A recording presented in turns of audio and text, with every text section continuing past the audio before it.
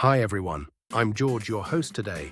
We are going to look at the evidence of the Holy Spirit in the believer's life today.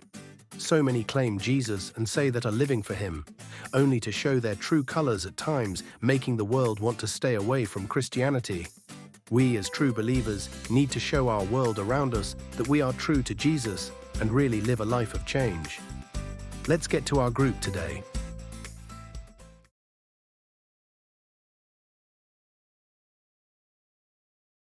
Well, everyone here's our new adventure with OJO Comics. The Littles were awesome. I loved their concert.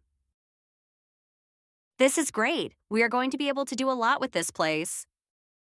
Okay, guys, let's get to what we want to address today. That is the evidence of the Holy Spirit in believers' lives. Jesus told his disciples that they would receive power when the Holy Spirit comes on you. Acts 1:8. The baptism in the Holy Spirit fills us with the presence of the Holy Spirit and gives us power to move in all the gifts of the Spirit.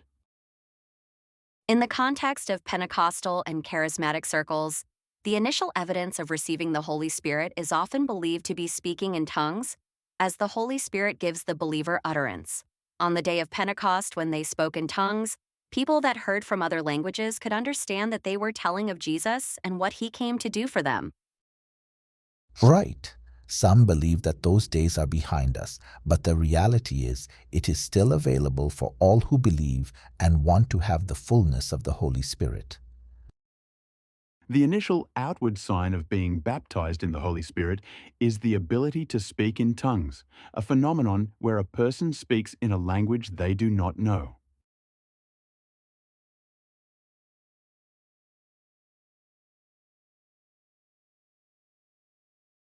Hi, guys.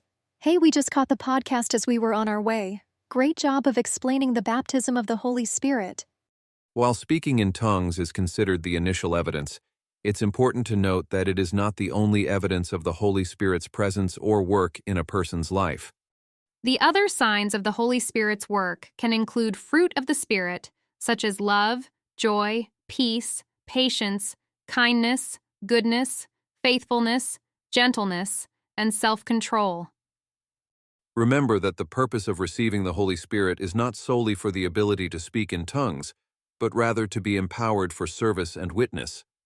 Friends, I want to do a final wrap-up for today. Speaking in tongues is evidence of the Holy Spirit, and not only is it evidence, but it is the initial evidence, meaning it is the first evidence that the Holy Spirit produces in your life, demonstrating to you and others of the indwelling of the Holy Spirit. This was awesome today, everyone. It's time for us to go, but we will be back next week. Bye, everyone. OJO Comic Productions, signing off today. These guys and gals did a great job today explaining what the Holy Spirit fullness really is all about. There really is no more that I can add. So seek the fullness of the Holy Spirit as you grow in your walk with Jesus. I'll see you next week.